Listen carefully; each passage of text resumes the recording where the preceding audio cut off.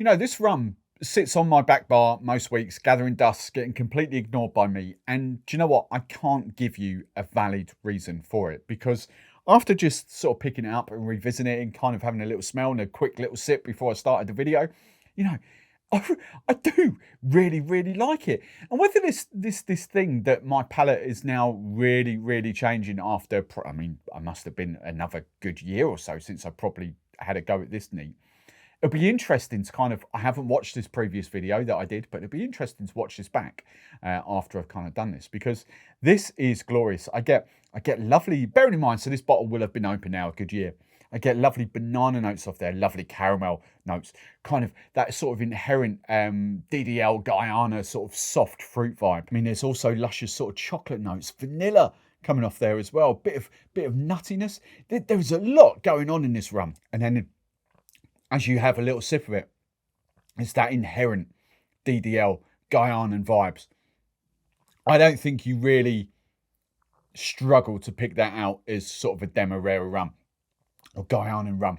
Is it a similar profile? It's a similar profile to El Dorado 12-year-old. Let's not make no bones about it. But it is a different rum.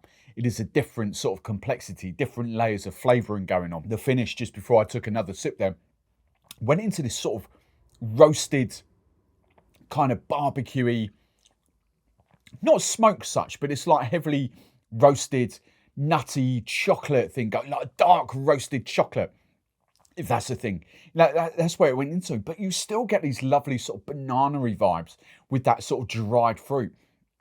This is really good. And even as a rum and coke, I had a quick sort of slug of that before I started.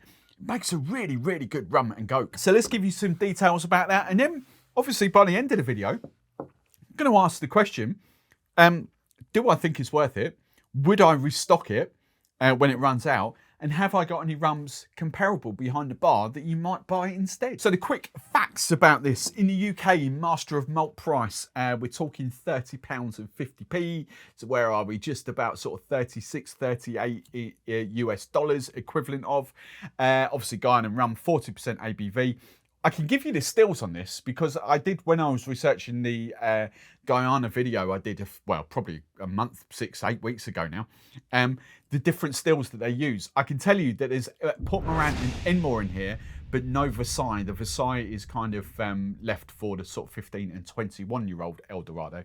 But they're also, and that's, I'm talking about their wooden stills. We are talking, you know, they have got column stills on site as well. So there will be kind of a blend of those columns in there as well. I don't know, no one really knows apart from Sean Caleb that distills this and blends this. No one really knows the sort of DNA of the actual rum, but we have got a little bit of Port Morant and a little bit of Enmore in there. And then to finish it off, it's been aged in ex-bourbon barrels. I'll give you the official line here, what they claim their tasting notes there. Light to medium bodied nose with hints of tobacco mixed with caramel toffee, faint aroma of dried stone fruits and flambé banana. I would, you know, this is the big thing I've noticed, as I said time and time again over the last few weeks doing these videos. The one thing I've noticed is that from bottle pop to pour is very, very different to maybe 20 minutes, half an hour later, or in this case, 6 months, you know, 8 months, 10 months of air inside the bottle. That first release of the kind of the alcohols, the ethanols, you know, that sort of are in that bottle, that first release, you really do need to give rums time, a little bit of time to breathe and let those flavours sort of mature, because this is really delicious. So do I agree with those aroma notes? 100%. You know, the banana is unmistakable on there. The soft fruits, toffee, yeah. We get onto their tasting, whether this is from Sean, I don't know. But soft and faintly sweet mouthfeel with traces of oak and butterscotch, distinctly smooth. I would say, yeah, I would say that. There's no alcohol burn on there. Is it a strong 40%? No, not really, but it's, you know, it's definitely, you can definitely pick it's a 40%er compared to, I've spoken in like a few recent weeks about 37.5% rums. Like, you can tell this is not a 37.5% rum. But would you pick this as a 45%? No, you know, it's kind of that sweet. Do you know what? I kind of think that's a good sweet spot. 40% ABV, yes, I do. There are some stronger ABV rums that I really do like, but I'm more about those sort of lighter sort of session rums. And 40% for me is actually, you know, it's a really good ABV. So just to sort of round the tasting off, everything I've mentioned so far, I think if you were looking at sort of like a graph of how all these flavours sort of come out, like the Rum X app, if you like, you know, where they had that spider chart, I think you would put the fruit slightly in. So going back to that old sort of score way of scoring that I used to do, maybe the fruit sort of 1.5, 2 out of 5. But everything else, I would say it's a very rounded rum. But I think the fruit, even though it's got that banana and soft fruit in there, that sort of dry fruit, you do get more sort of vanilla, more barrel notes, more oaky notes, more nuttiness, more chocolate. You know, it's those sort of flavours that are bolder and out there more than the sort of fruit side of things. I think this is a lovely, lovely rum. And for 30 quid, you know, that should be easily up there with Appleton 8-year-old. Now let's talk about use cases for El Dorado 8-year-old, because I think this is quite of an intriguing one, because I don't think it'd be many people sipping rum, simply because El Dorado 12 is, you know, maybe £5, £6, £7. So 10, 11, $12. I know in the US, El Dorado 12 is a lot cheaper than what it is here in the UK. And here's the thing for you, all the US viewers, and around the rest of the world, let me know in the comments below what the price difference between El Dorado 8 is and El Dorado 12. I'd kind of like to see that kind of around the world. Wherever you are, let us know the price difference. But as I say, I don't think this meant this would be on many people's first sort of thoughts for sipping. However, it is a really delicious sipping rum. I like it. But for 30 quid, you know, you're probably looking at more of a mixing rum. We've already discussed the rum and coke. The rum and coke, I really like that. I am inherently a darker rum.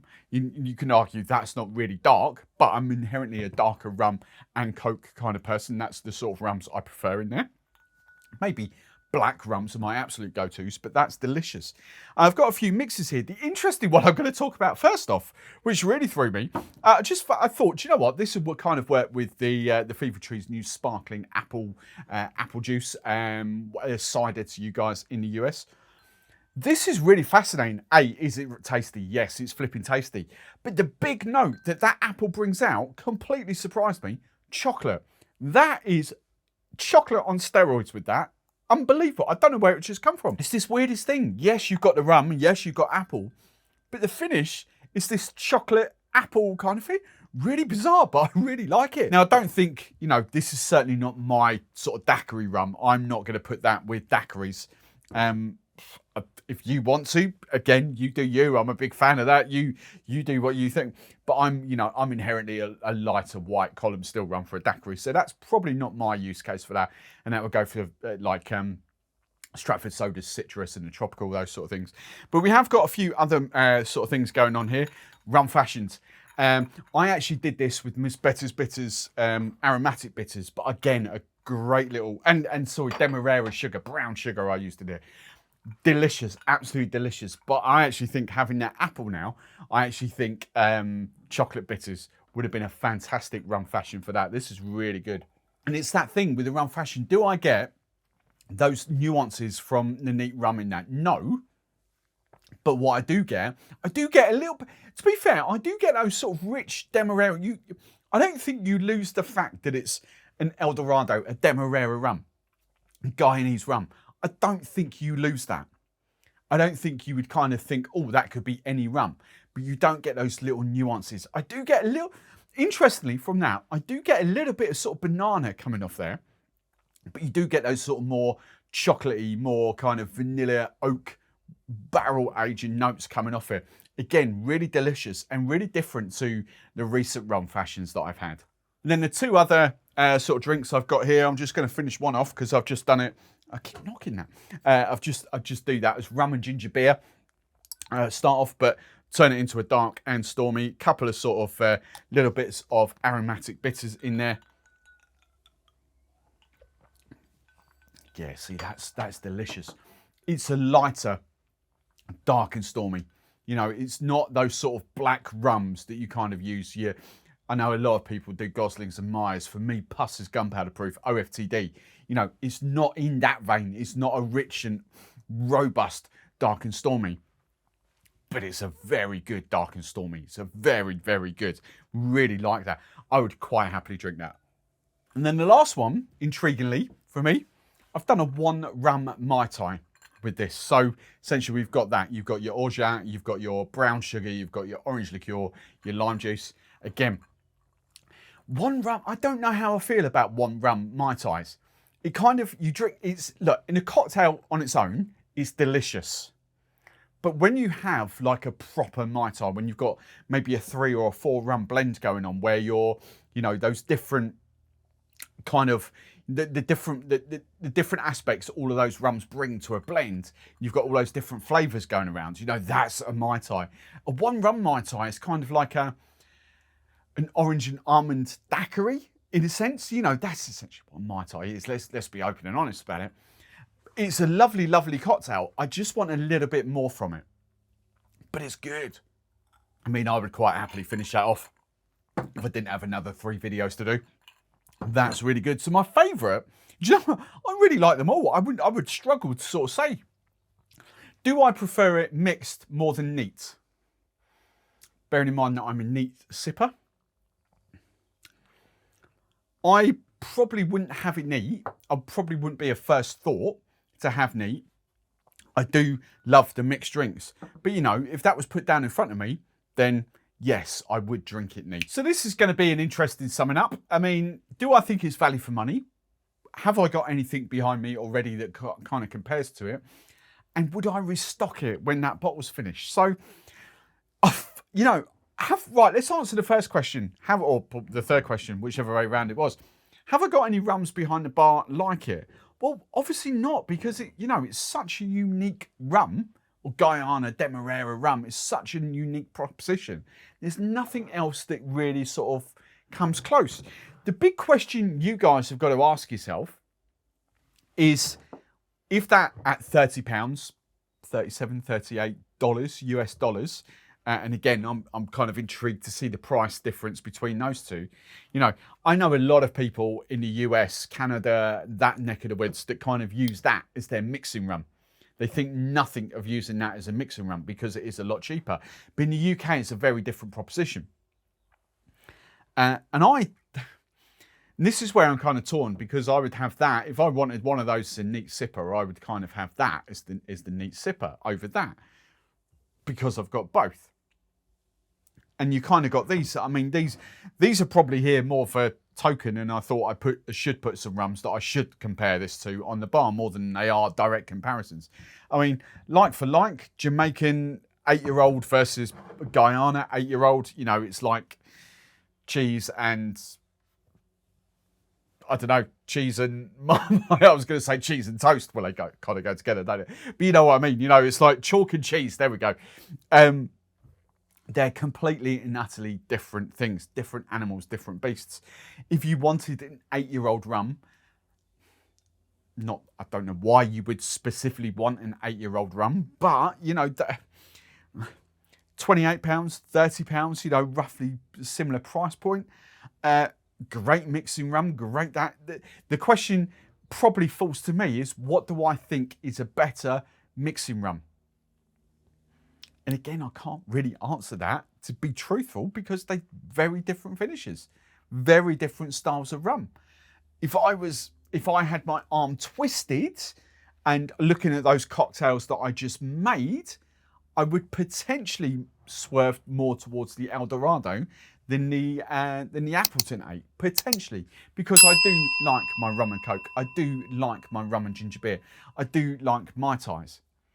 But for me, that actually makes a better rum fashioned. For me, that is actually more up my street to sip neat.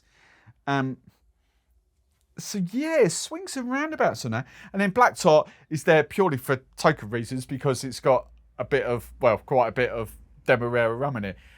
We're talking neat sipping. Again, I'd actually rather have that than both of those. Again, it's not a like for like. I just really, really struggled to kind of prick another rum. The only other thing that I kind of thought about putting in here, again, all right, this is a recent one, £24. Again, I think it does a different job because it is more I don't know what the word is, more kind of, not sweeter, but more kind of rich and unctuous in your face. This is a more refined rum, whereas this is more of a mixing rum. And I think this is where it comes for me. Let's put the Appleton 8. If I'm going to compare those two, right? So let's answer the questions now. Do I restock that or not? Is it value for money? 30 quid, yes. Let's answer that. 30 quid, no problems with that. It's a cracking rum for £30. But do I restock it? I'm not going to use it for neat, even though it's a lovely neat sipper.